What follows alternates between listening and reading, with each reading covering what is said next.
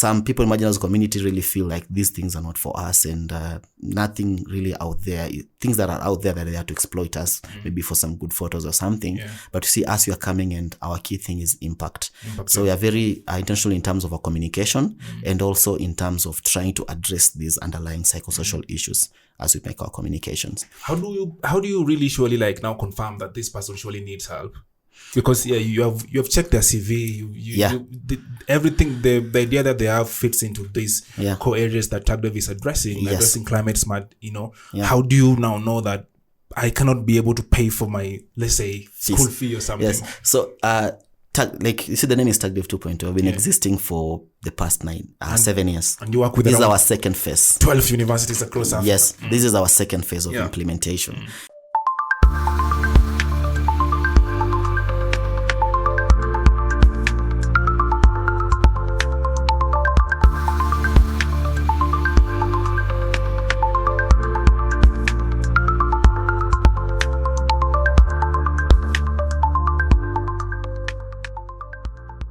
Now, last year, 2025, Fahad Juma attended the transformative teaching of neglected and underutilized species NUS workshop in Nairobi. The meeting was focused on how NUS can be better integrated into learning, research, and practical enterprise development. Today on Toward 2040 podcast, we speak with Fahad about what came out of that workshop, how NUS-based agri-enterprise models can actually create real opportunities for young people, and why market-driven practical training matters for Kenyans' bioeconomy. Listen, you can subscribe to our YouTube channel to, of course, check these videos all the time. But this podcast also airs on CoELIB Radio and CoELIB TV every Thursday from 3 p.m. to 4 p.m. But we're speaking to Fahad right now. Please introduce yourself. Tell us what you do on a day-to-day basis before we drive this conversation further. Thank you very much. It is an honor being here. My name is Fahad Juma. I serve as the Entrepreneurship and Business Development Officer at TAGDev 2.0 Programme at University. My specialization is essentially in entrepreneurship development, business development, capacity building in higher education and also adult education, as well as livelihood development. I'm very passionate about entrepreneurship and how it translates towards developing the livelihoods of young women and men in the country. Okay. Yeah, young women and men. And I know your organization, TAGDev 2.0, really focuses so much on women, Why is that so? Because some men might say, why are they not even focusing on us so much? Why is this percentage specifically, set aside for women? No, it's not that. I'm asking on behalf of 40 million other young men. So TAGDev 2.0, it knows that it doesn't focus on young men. Okay. We focus on young men. We are very passionate about also developing them. It's just that we are very aware and being very honest with the current situation in the economic realities of the country. And the fact is that often young women have always been left out of the conversations or out of positions of influence within the agricultural value chains and within the institution of higher education and learning. So we're just trying to address this imbalance, not by neglecting the boy child. We still work with the boy child, but we're just trying to empower the girl child so that they can have an equal footing with the current footing of the boy child in these particular sectors. Interesting. So it's just being aware of what is on what people or how people live, and just trying to tune that with what you people should do at TAGDev. Let's start this conversation with your experience at the Root Forum AGM last year in Gaborone. From your LinkedIn, you actually picked a few things around areas of entrepreneurship development, business development, and capacity building, which are your core areas. So from that experience, I just want to know how what you feel about the concepts of innovations in Africa, especially how they can be integrated into Kenyan's bioeconomy to maybe unlock the economic value that we might be having in that sector. From your experience, So Gaborone was actually a very interesting experience. And if you look at the general economic sector of Botswana, you find that they're net importers of food products. They don't really produce a lot, and that can be attributed to the agroecological zones in the country because they are mostly a desert country. However, what I experienced in terms of business development, I saw that this country that was previously looked at cannot really produce anything much for the food sector is actually producing safflower. Which was an underutilized crop initially, but it's really making a significant change in terms of the oil production, that is cooking oil production in the country, as well as other uses that come from the biomass that safflower crop produces. So that was a very interesting thing. And what I reflected by seeing it is that often when you come back to Kenya, we have this notion that agriculture takes place in specific areas, right? That specific areas can only be net buyers of food, that some products that we have in our shelves, you can only get them by importing them from outside the country, and there's nothing that we can do about that. So if Botswana was able to turn around this particular narrative, then the same can be done in Kenya. And how it's going to be done, the key drivers of this particular transformation is the youth, because they're the people who have the largest capacity in terms of risk-taking, the tenacity and the grit to actually venture into the unknown. So that is something I really liked about Gaborone, and I feel that the same can be actually be applied back in this country. Yeah. Interesting. Of course, if you want to implement what we pick from other countries, there's so many things that we need to consider as a country and as young people as well. And still on those areas and the takeaways from this AGM, what are some of the regulatory or financing or market linkage mechanisms that must be strengthened to enable youth and SME participation in profitable bio enterprises? Let's say safflower now. Yeah. So the systemic change that I observe that needs to be done in Kenya is how young people transition from the institution of higher learning. And this is what I learned in Botswana, that it's not just about graduating some students and releasing them into the labor force. No, you also have, as an institution of higher education, to play an active role in that, to make sure that that transition is actually sustainable, to make sure that these young people, you just don't release them. You make sure that as you're releasing them, but they are still continuously learning from you, because education is something that you don't stop at a certain level. Education continues all the time. Yes, learning never ends. So as much as they've graduated from their degree or from their diploma, they still a lot that they need to learn, right? And they still need a lot of hand-holding, right? These are just young adults. They don't know everything, right? And there are very many challenges in the economic system. So what I see they do is that for the graduates, they don't just release them from the university. What they do, they have enterprises within the university where these young people can actually be engaged after they finish their degrees. Exactly. Yeah. And in this particular enterprise, they take time in the enterprise of their interest, what they're interested in. And what does that? They provide with the capital, but this capital, how it works is that as they work in that enterprise in the provided space, they're able to generate income, they're able to establish linkages with markets. And after a certain period of time, when they have networks and they have accumulated enough income, because they operate a profit sharing arrangement with the university, they now have capital and they have markets, so that when they set up their own business, they already have a market for their products and services. So you see, this is essentially bringing a better transition for the young people who are coming from universities, not just telling them go out there and establish enterprises, but making sure that as they establish those enterprises, they have the capital and they have the markets. Yeah. Interesting. I think also areas of trying to really build competencies around education, looking at the curriculum and everything. Do you think we have not really incorporated a lot of conversations about bioeconomy in our curriculum, and how can we address that, especially with trainings from organizations like TAGDev? Because you people offer scholarships, and the scholarships that you guys offer are mainly for agriculture related courses, which really link closely with bioeconomy. Yes. The practical side of this thing, is it really happening in these curriculums, or TAGDev now has to do that? Now, you see, when you talk about bioeconomy, the ultimate goal is normally in terms of circularity, achieving circularity in our production systems, as well as reducing the environmental degradation from our production systems or from our industrial systems. And this is a key component for the TAGDev program. In TAGDev, of course, it's just a matter of the terms that we use, but in TAGDev we talk about climate smart technology, innovation and management practices. In that, as much as in these agricultural programs and initiatives that you're supporting, we want the farmers and the entrepreneurs to adopt improved technologies and management practices.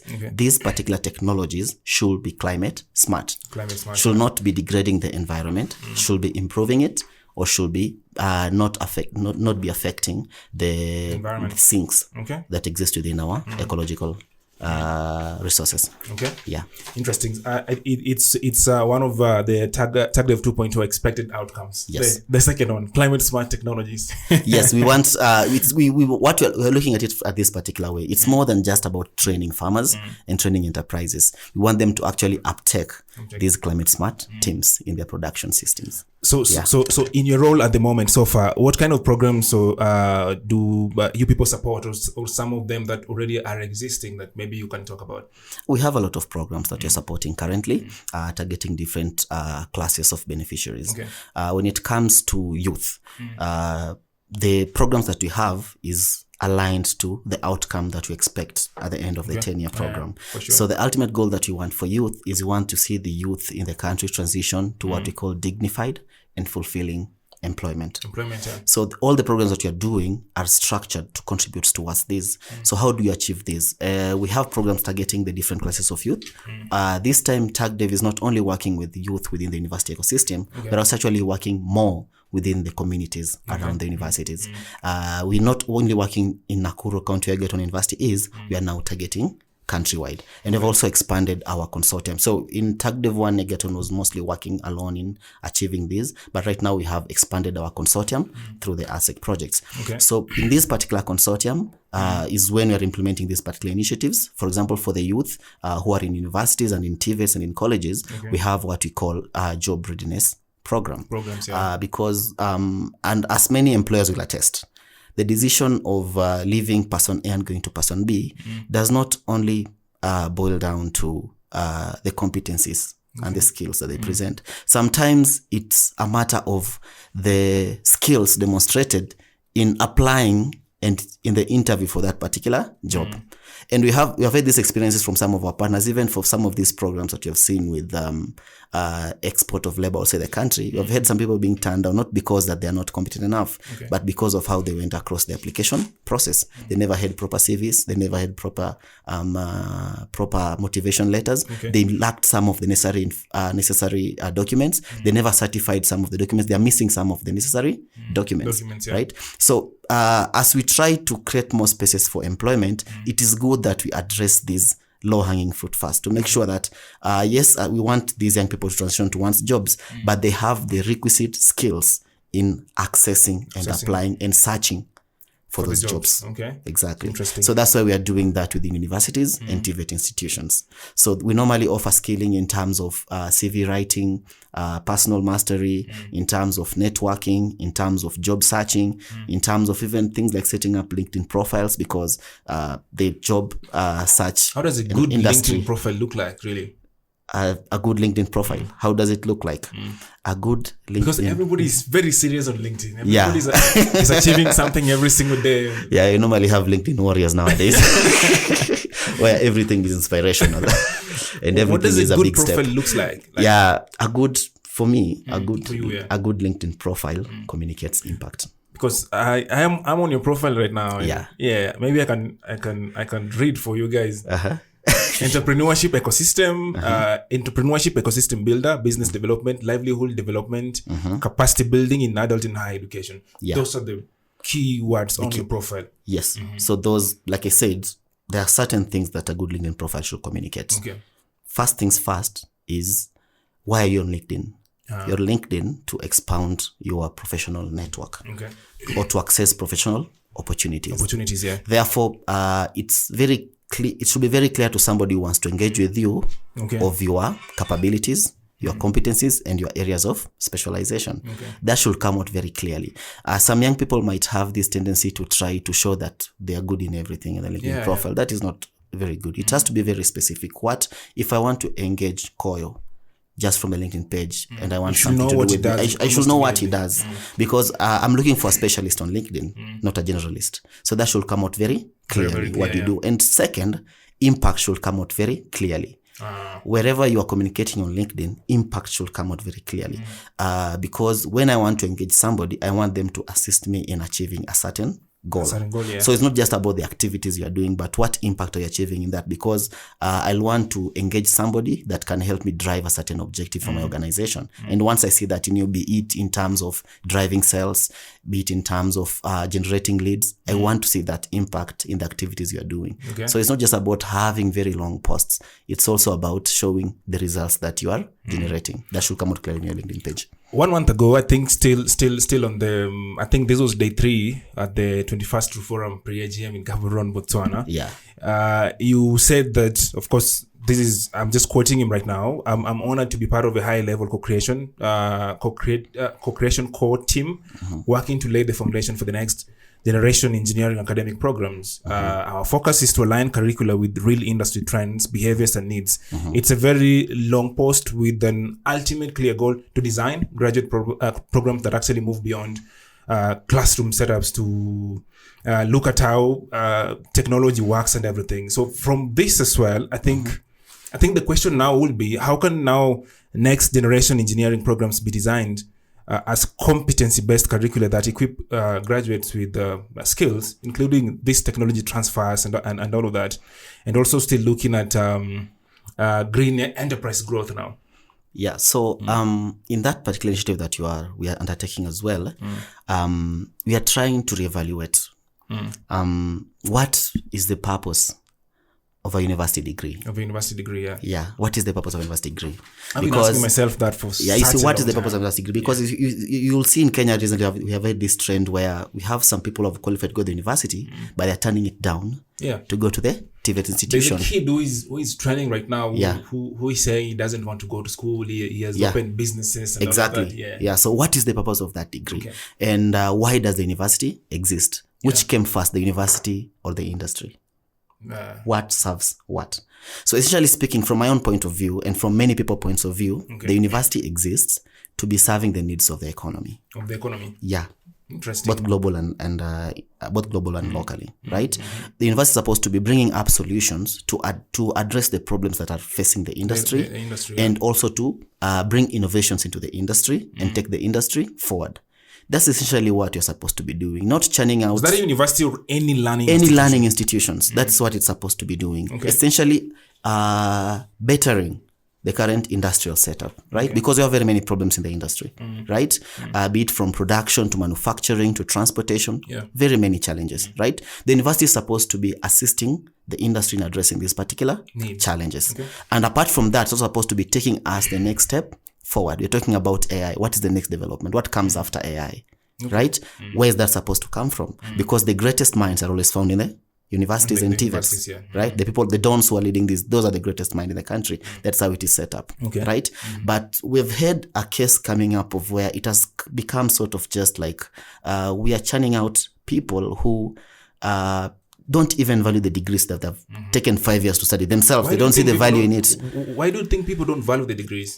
I'm sure that is something that people don't really, what was I doing for the past 4 years? What will be the difference if I just stayed out of the university? I was telling Roxana the other day, I was telling her that if it was my decision, I'd have just not gone to the university at all. I was just like, when I'm done with from forward home, and you're done, and that will be the end of it. Exactly, right? Because at the end of the day, now that you move into industry and you start asking yourself, what did I, for the past 4 years, what difference does it make with where I am? Because for some people, you have very specific areas of interest. And they go into the industry and you find out that what I am using is what I learned by myself, right?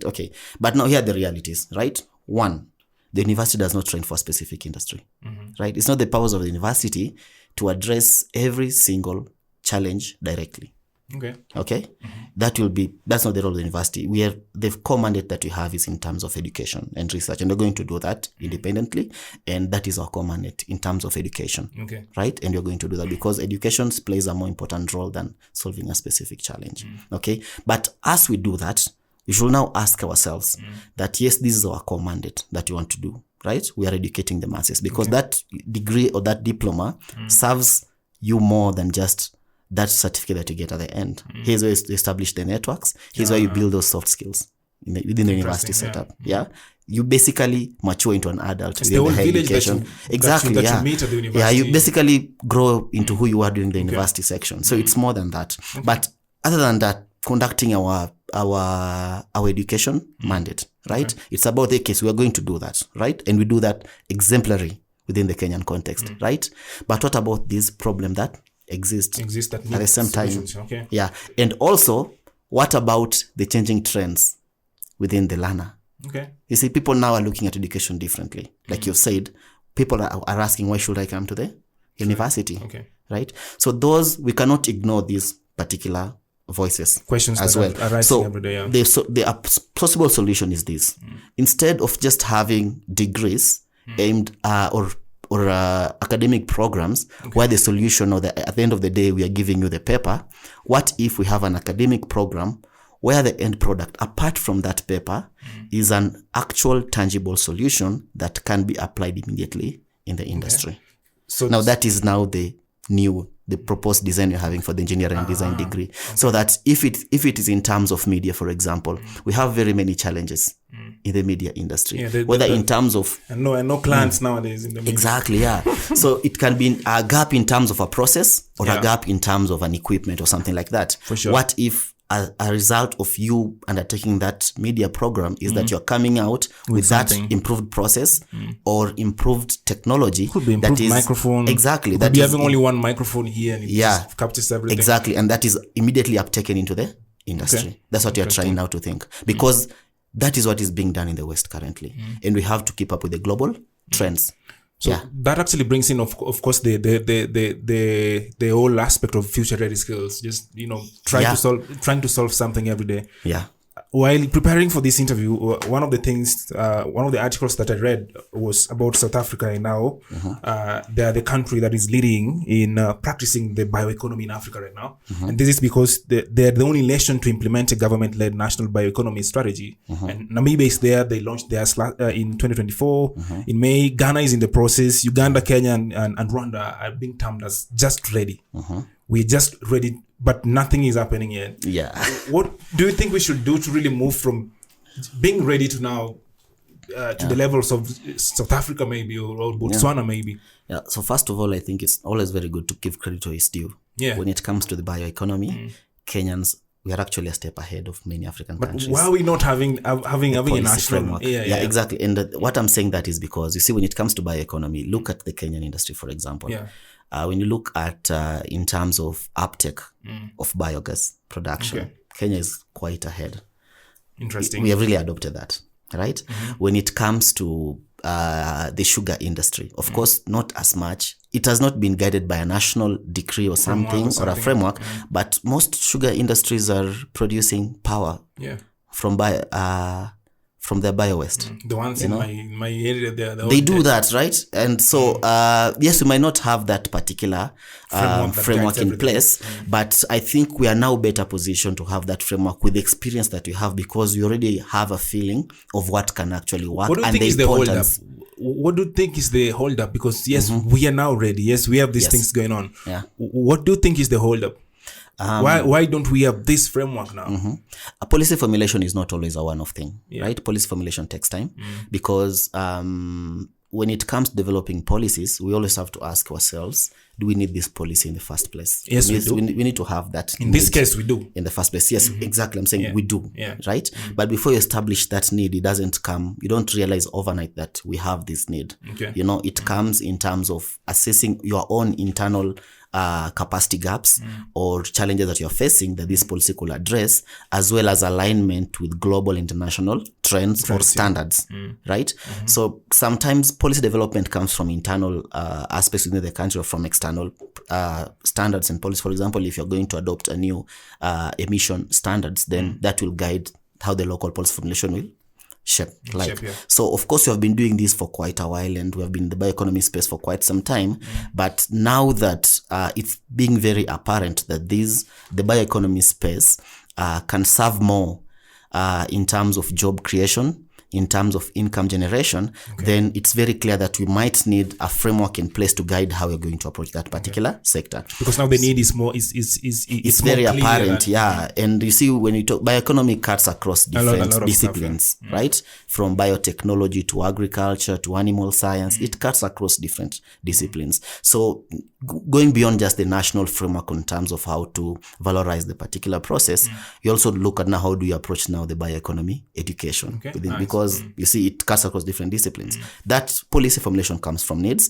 So yes, we might not be the first to reach the goalpost, but what I like about the Kenyan is that this is something that you have uptaken without a policy in place. So you can just imagine where we are going to be when you have the framework and guidelines in place.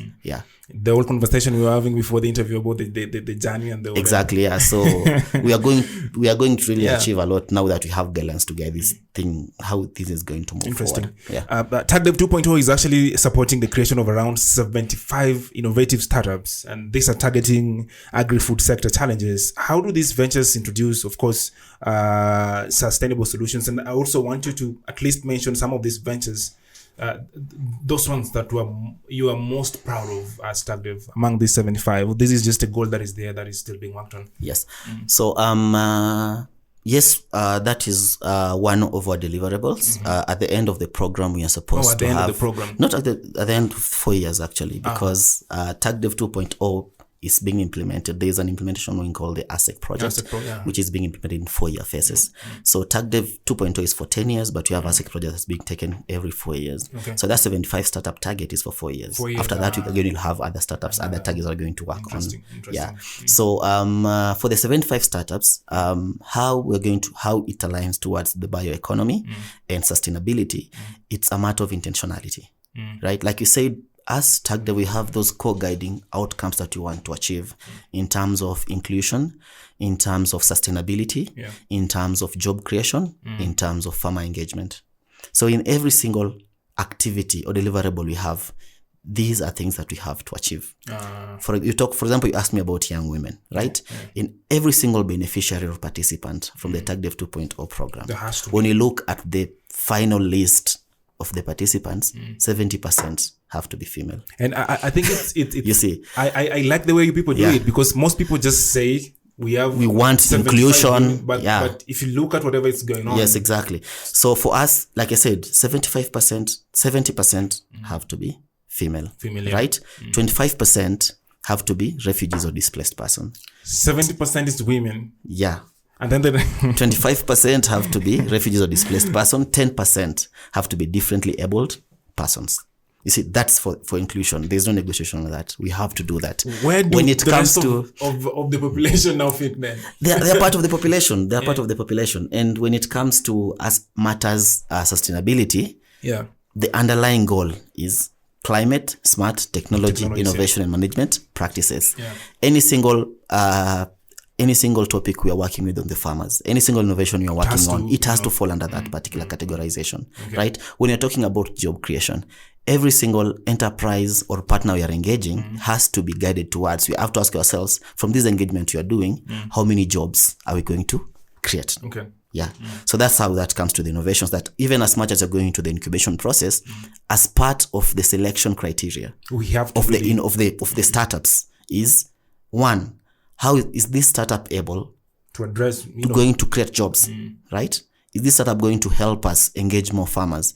Is this startup going to help us deliver or adopt a climate smart technology? Or is this startup going to be able to include young women, include differently able persons, include refugees or displaced persons? So it's a matter of intentionality in everything that you do. And that's how those startups are going to end up directly contributing to sustainability. That's nice. So that is a 4-year plan. Yes. That's the 4-year, that's work in progress. Yes. At the moment, now, this is January 2026. Could you share an example of a startup from TAGDev 2.0 that is already making an impact? Yes. Maybe in job creation, technology adoption, or solving the real world problems that we were talking about just a few minutes ago. Yeah, so currently because we started last year and up to this time, we have been able to onboard a total of 16 startups that are now undergoing the incubation process.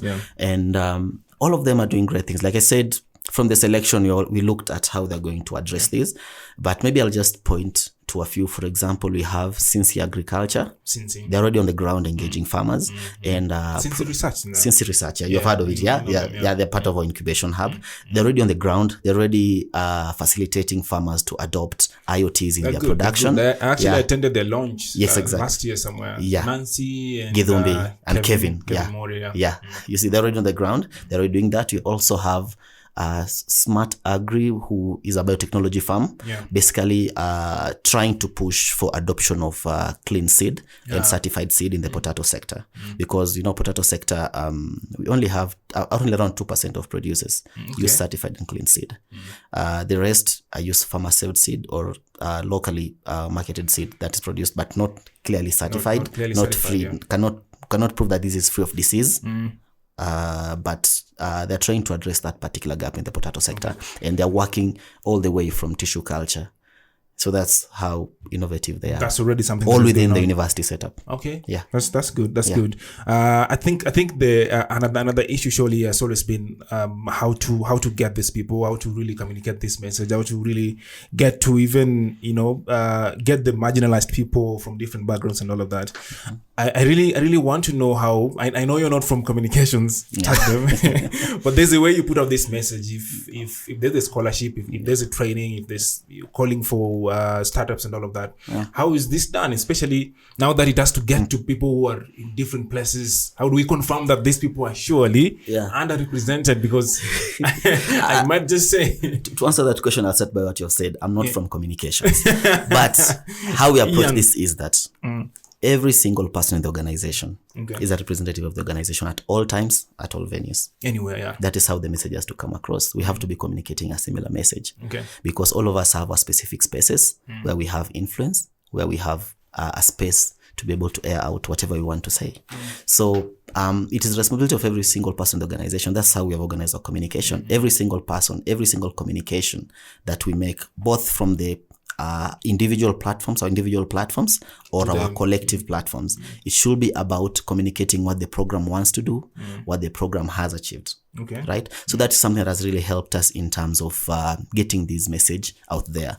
Of course, it hasn't been easy really getting to the marginalized community, but you see that goes beyond us because those are some of the systemic challenges because we have other underlying issues that go beyond just somebody that can limit somebody from just seeing an opportunity, getting up and applying for it. Because we have psychological issues, which are also actually what you normally call psychosocial issues, which are also, it's also a keen aspect that TAGDev 2.0 program is trying to address among young people. Because it's not just about that I don't have a job and there's this job program I'm going to apply for. Some people really have given up even in the process of applying for it or even trying to start something some new. Application processes are very long. Exactly. So some people in marginalized community really feel like these things are not for us and nothing really out there, things that are out there that they have to exploit us maybe for some good photos or something. But you see us, we are coming and our key thing is impact. So we are very intentional in terms of our communication and also in terms of trying to address these underlying psychosocial issues as we make our communications. How do you really surely now confirm that this person surely needs help?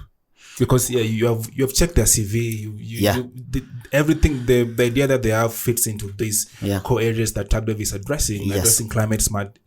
How do you now know that I cannot be able to pay for my, let's say, school fee or something?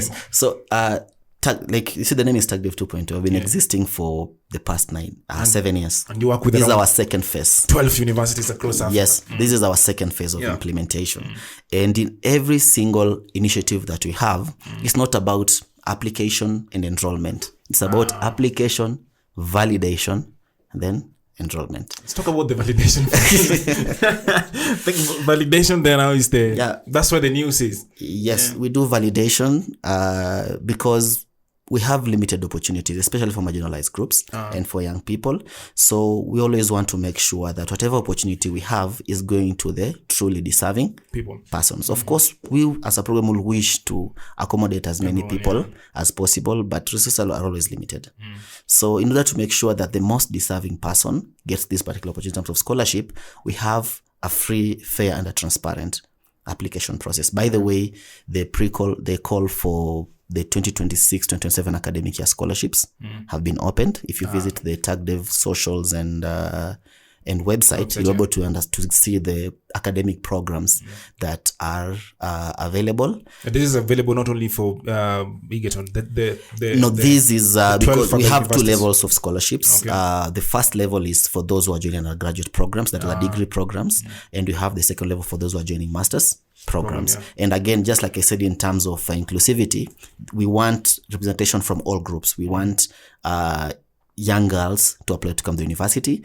We want refugees and displaced persons to apply to come to the university. And we also want differently abled persons. So if you're hearing this and you know such a person who is really needy and who will benefit from, who qualifies, fits within the profile of whatever you're looking for, kindly ask them to visit the socials and they can contact the program, phone number, and email address to get any further inquiry so they can be able to apply. Yeah. So back to your question in terms of how we get them, we try to maximize our social media spaces in terms of communication. Yeah. But on top of that, you also normally communicate at the grassroots level. So for example, if it comes to terms to do with scholarships, it's not just about advertising on their website, but you have to consider there's somebody in a remote place in Kenya somewhere who has no access to the internet. It's also about engaging the local community leaders, the community liaisons, to pass this message to the persons who are going to apply. Not every young person in Kenya has a smartphone. That's something that we learned. So it's not smartphone penetration is still a huge conversation. It's a huge conversation. So it's not just about communicating on social media, but also communicating with the community liaisons persons, liaising with the principals from girls' school, so that they can at least apply, liaising with the Department of Refugee Services, so that they can also pass the message to the displaced persons within the country, so they can apply for these scholarships. That's good. Looks like you people have such a huge network. You know, people in the community who are actually trying to push the TAGDev conversation and everything that you do. And so I'd love now to ask, beyond agriculture that you people focus with, which other emerging sectors present the most potential for youth-led businesses? So we don't talk about agriculture. In TAGDev, we talk about agri-food systems. Agri-food, interesting. And talk about agri-food system, this is any single process or service that assists in moving that food from farm to fork. And even before it was at the farm, the inputs. Yeah. So that's our coverage, not just agricultural value chain in the traditional sense, but agri-food systems, because we realize that when it comes to the agricultural sector, like the results for the 2025 economic survey just came out, the data just came out. And again, agriculture again was a key sector in Kenya in terms of contribution to the GDP, right? But the interesting thing is that despite the Kenyan economy growing from 2024 to 2025, it cannot be directly attributed to agriculture. Yeah, it was related to other sectors like construction, you know. Yeah, and that shows you that the fact that agriculture is a key sector, but not directly responsible for the growth of the economy, shows you that there are still some challenges underlying in the agricultural sectors. And when it comes to entrepreneurship, challenges and gaps, those are avenues that can be used to set up enterprises. So we have a lot of gaps in the agricultural sector, right from inputs, access to agricultural inputs, for example, such as seeds. That's still a challenge in very many sectors. There's always a scramble, but in around 2 months, there'll be a scramble for fertilizer and seeds. That is always an annual thing. Some farmers complaining they don't have seeds, maize seeds. Some farmers saying we don't have fertilizer on this side. That's always there. So all these are gaps that young people can actually come and not just think about the farming aspect, right? We also have other areas that have gaps that they can come in and try to solve. Yeah. Makes a lot of sense. What position are we in the GDP right now? Looks like you've read that report. Are we above Egypt right now? Because the conversation has always been it's been South Africa, Nigeria, Egypt. Then there's Kenya somewhere around there. I think we're coming around sixth, and I think it's around sixth. But the president has been overworking. No, it's around sixth and sixth. And okay, here's the thing: when you talk about economic development, it's not just about the GDP alone. The GDP it's an indicator that you can use, an indicator that you use to show like how much are we producing. We are number 6 in short. Let me say this: we are top 10 in Africa, right? But in terms of ranking economic growth and economic performance and how the economy serves its people, it goes beyond just the GDP. So we also have other indices that we should consider as well, right? For example, what's the GDP per capita? You know, for example, what's the inflation rate in the country currently, right? So we have other indices. There's a lot of things to consider. There's a lot of things to consider from an economics point of view. But in terms of GDP, we had a growth, last year, and the agricultural sector grew, but not as much as some of the other sectors. So that shows there's still room for absorbing young people into that particular sector. Okay, I understand. One of the key areas that, or I don't know, should I call it a deliverable? You people want to generate around 15,000 jobs. It's actually 25,000. 25,000 right now. This is from a research, 2025 research. It's 25,000 jobs now. It's 25,000 now. Yeah, for the next 4 years. For the next 4 years. Yes. And this is something that you people are going to do by equipping young women and men with skills, resources, and opportunities. I really want to know how you people are also going to achieve this while also still working with the 12 universities that you do work with, especially in the areas of institutional capacity building and strengthening this university in the consortium. Yes. So how do we map out the 25,000 jobs? This is, like I said, when it comes to engaging youth in TAGDev 2.0, it goes beyond just the university walls, right? Of course, part of it is coming from what you have alluded to. That's institutional strengthening within the universities. We are going to work in terms of curriculum development. And right now you see that we have some people who have just joined. University? No, the senior secondary. Oh, senior. The other side. Yeah. This system confuses me. You see, the system is changing, and those young people are going to come to the university. Yeah, ultimately. Soon, 2029, they'll be here in 2029. But for most programs, universities, and for most institutions, they are yet to actually transition to a competence-based curriculum. Competence-based curriculum, and that is one of the things that TAGDev 2.0 is actually championing. It's actually going to work with the universities to assist in this particular transition in terms of capacity building for the staff, capacity building for the management, and also the actual now review of the curriculum to competency-based education. And as we are doing that review, TAGDev is focusing on 3 aspects. One, the review should be centric towards entrepreneurship. Because we want a curriculum, be it an educational curriculum, health science curriculum, or cultural curriculum, whereby we now have an enhanced career pathway or an output of self-employment in entrepreneurship, not just producing students for formal employment. 2, another focus of the review is going to focus around digital literacy. Technology is changing, and we want to also change this within our curriculum. And 3, again, inclusion. Right? We want the curriculum to be more inclusive to marginalized persons. Either be it people with disabilities or displaced persons. Yeah. Interesting. There are people who are just receiving their KCSE results right now. Yeah. They have already received them. And I know there's still a little bit of time for them to really decide what they're going to do next. But that time could also be used to develop skills, skills that can help them in the next step that they're actually going to take. What are some skill sets for the bioeconomy that somebody who just got their results right now can actually develop while at home, while they wait to maybe progress with their education? So skills for bioeconomy that you can use, of course, they range from both soft skills and technical skills. A major soft skill is in terms of innovation, right? Being able to see the gaps or the opportunity and utilize opportunities within a specific product or biomass or sector. That's a very key thing that we assume that a business, we do it. There are no conventional business ideas that you can just take this manual, go and implement it at your place. That is actually being able to see a business idea in a situation. That's actually a skill. It's a skill that needs to be honed. So that's a very key soft skill that they also need to learn. 2, in terms of technology, because when it comes to bioeconomy, some of these products require a lot of iteration, require a lot of research, and AI has really been playing a very key role in this in terms of the data analytics. So them going into that is also a very key thing. So they can help them when they want to venture the bioeconomy space.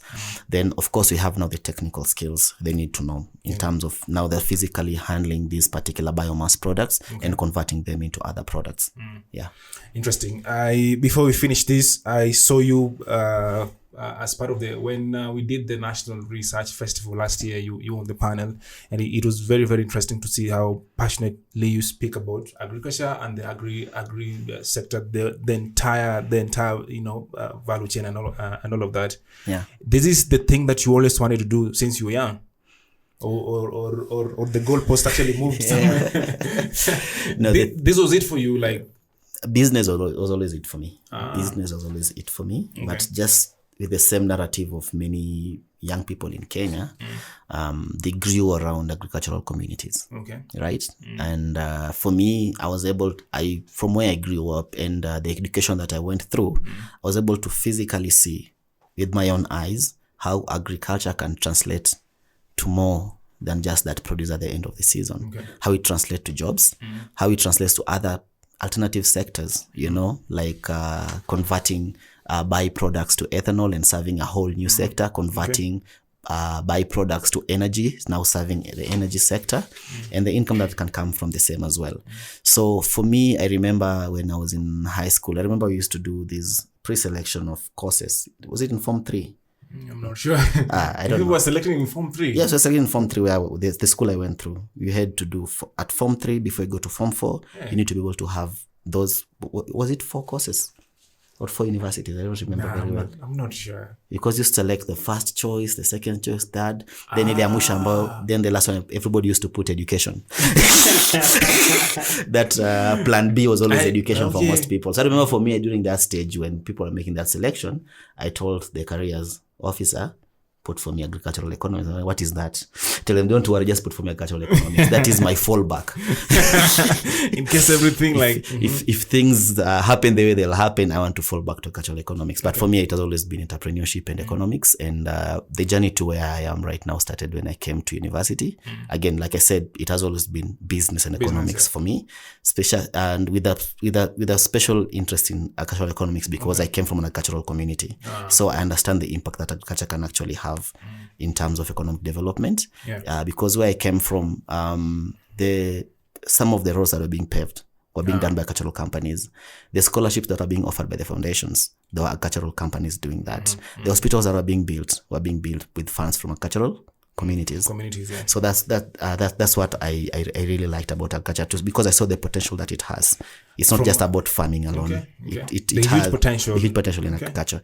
So coming to university, immediately I came to university, I started subscribing to these beyond the extracurricular entrepreneurship trainings and incubations and venture labs. Because I remember I was receiving my first investment by the time I was in second year. That's when I was making my first investment and selling my first business. So it has always been in agriculture. What do you mean investment? Because I won a certain grant for my business when I was in second year. Do you still have that business to this day? I sold it. Why did you sell it? What was the business about? The business was about recirculatory aquaculture system. Basically moving beyond the traditional fish ponds to having a system that can actually manage for you your fish. That's tilapia and catfish within a greenhouse or a structure. That's what I had. And starting it, when I did that, I went through that program and came out and managed to come out fast and get that funding. And you sold then the business. I sold the business plan because somebody was more interested in it. And the reason I sold it is because after doing that, I started being engaged now with other people to try at least to learn from what I had done. How did you manage to come up with a winning pitch? You just felt like you can build better. You see, exactly. You see, I got that. And when people were coming to me, were like, how did you manage to come up with a winning pitch, that actually attracted funds? And I found that I enjoyed the process of working with people to build their enterprises a bit more from my own experience. That's why I went into business development and incubation. That's when I started. So you decided to help people. I decided to learn how to make a winning business pitch. Exactly, and attract funds. That's how I found myself in the incubation space. So at the moment you don't run any other business. Of course, I run businesses. Any that is related to the bioeconomy or circular economy? Directly or indirectly, whichever. Or indirectly. I wouldn't say so. Yes, I have business in agriculture, but not directly bioeconomy. Not directly bioeconomy. I wouldn't say I have something in bioeconomy directly, no. But you're building pitches. Yes, I am. Do you think people really want to have like people just want to have a proposal that can get you grant? Yes, that is a challenge that we have. Actually, it's a big challenge. We have this new term coming up called grantpreneurs. The impact of it is really moving out. When I was in campus, the goal was towards think entrepreneurship, come up with business ideas. That's what you were really being taught and teaching, right? And the young people really got that gospel very well. And they started having pitches and ideas. But what we missed was the impact that's supposed to be going after that. Having that business idea is not just about you getting that grant or you traveling to pitch to it in a certain foreign country. No, you have a responsibility to actually improve lives, create impact with that enterprise of yours. Because I feel like that is actually missing right now. we just want to be awarded this. Exactly. And it is. After that, we just like do a lot of things Not, in our reports. not so much to a great, I'll say not to a great extent. Most young people are actually in need for the impact. They're in need for most young people are in need for the impact. Of course, we have these few cases of where somebody really does not move forward. It's all about just pitching, getting a grant, and they're very good at it. Okay. They're very talented. And you end up asking yourself, if this person could apply this energy and innovativeness into now developing that business, they could really have a lot of impact. But it's not always actually about the young person per se, because I've been able to interact with the incubation space, and I understand, yes, that seems to be the case from outside, and there's not really attachment to impact, but it is a more complex problem than just the face value of it. Because one, you see, we have something we normally call the innovator syndrome and founder syndrome. Some people are very good with coming up with innovations and business ideas and very good at pitching, right? But they may not be the best people to actually implement the business. But see, because they lack a co-founder that can actually uptake that idea, then they end up getting stuck in the pitching sector. The team has to have people with different skills. And that is why if you're working with young people to build them in terms of entrepreneurship, it's very important to include as part of your capacity building that aspect of coming up with co-founders and a founding team, so that as much as this innovator comes up with a good product, there is somebody in the team that's actually going to run with it and take it to market. So that's another thing. And also another challenge we have, and this is clear again, we might be the number one country in Africa, by the way, in terms of receiving funds for innovation. For real? Yeah, in terms of the startups. Okay. But some of these funds are not structured for commercialization the way they are. Some of them may not be, sometimes it's about the structuring, sometimes about the amounts. Yeah. Somebody might be having, like I told you, I won my first grant in second year, but the amount that I received was not even 10% of what I needed to set up. Exactly. Okay. So that's why I saw it's much better for me to release this to somebody else who can actually run with it, and they ran with it. Okay. Yeah. So sometimes about the amount of funding, and the government is doing a lot to address that through Kenya. I've seen that happening. We have had a lot of investor in development such as Mastercard Foundation and True Forum coming in, and they're really doing a lot in terms of seeing that these young innovators are actually in the market and actually creating jobs and engaging farmers. So Mastercard Foundation and True Forum are really doing a lot to address that. For sure. Yeah. Looking ahead, this is my last question, I promise. Looking ahead ahead to 2040. That's like 16 years or 14 years from now. Yeah. 14 years from now, I think the conversations will be moving from just conversations to impact now, as far as bioeconomy is concerned. But I really want to know from you again, what role will young entrepreneurs actually play? 14 years from now, in 2040. What is this conversation 14 years from now? I'll hint to you is just, again, the economic survey that just came out. The largest employers in informal sector. Yeah. It is no longer a specific sector or formal jobs that are employing people a lot. Okay. It's not. It's not the government that has the highest number of employment. Entrepreneurship is increasingly playing a pivotal role in our economic structures, and that is because you see the formal sector sort of shrinking. The jobs that you used to go to study so that you can be absorbed in a certain company or in a certain firm, that is no longer the story for most young people. So entrepreneurship is becoming the default pathway after graduation. Right? Yeah. And bioeconomy is very important, right? Yeah. Like I said, the agricultural sector still has a lot of room for growth. And one of that rooms lies in the bioeconomy space. Yeah. So in 16 years, 14 years, what you're going to see more of innovations coming from young people. From the commitments I'm seeing from development partners and from financial institutions, you're going to see more of funds being available and support being available for these young innovators. But essentially, what I see from my own experience, from the work I've been doing, as more years come, we are seeing innovations again coming up to par with international innovation as well, because remember, it's not just a matter of innovating locally, but you also have to establish our position globally in each of these particular spaces, and that I'm seeing is also developing within the agricultural sector in terms of technology. Some of the technologies that we used to import a lot, some of them will be homegrown moving forward. Even in the bioeconomy space. Yeah, I think that's a very good point, and I'd love us to actually finish at that with this short story from my friend Ian. Ian works here also in the business department. So I was talking to him, like I think it was like 2 days ago. Ian Kakila, not Ian Kaka.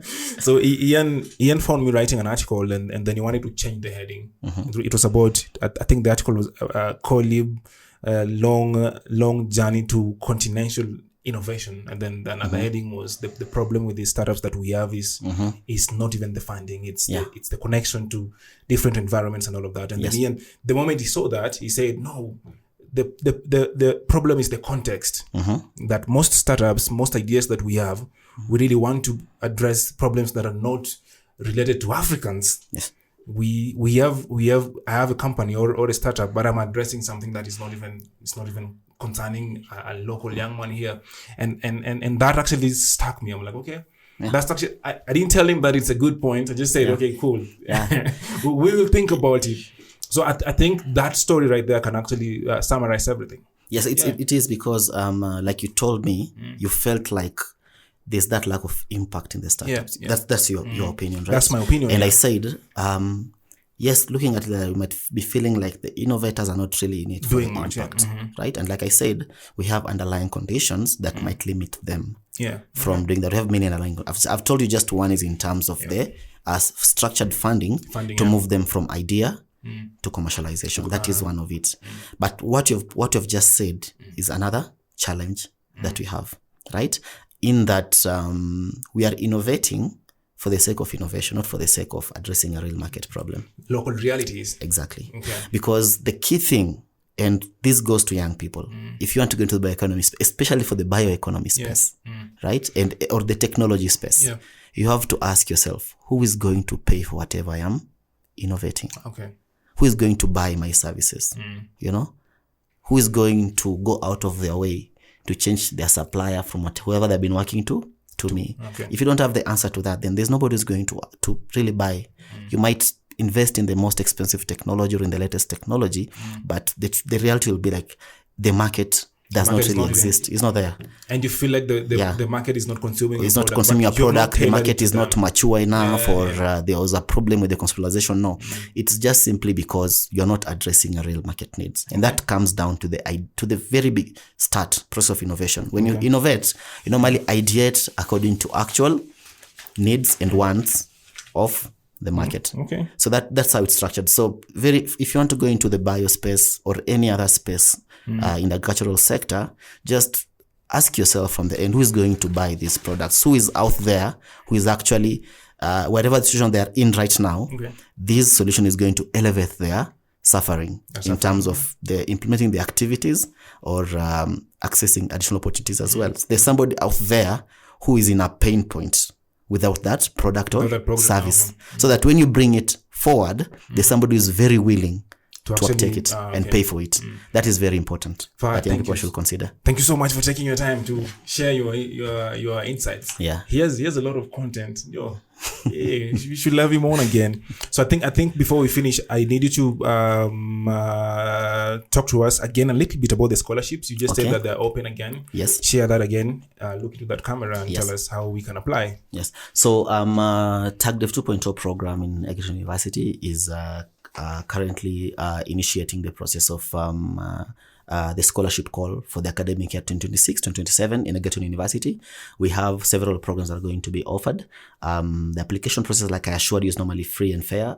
We normally try to make sure that the scholarship goes to the most deserving young women and men. Apart from that, we're also having a special interest or a special concern to try to make sure that marginalized groups, that is young girls and differently abled persons, as well as refugees, displaced persons, also benefit from these scholarships. And the scholarship range from undergraduate level, that is the degree, all the way to the master's level, that is people are going to take master's degree. So kindly visit the TAGDev 2.0 social platforms, that is on LinkedIn, Facebook, and X, to be able to get more information about the call, as well as the Egerton University website and TAGDev 2.0 website.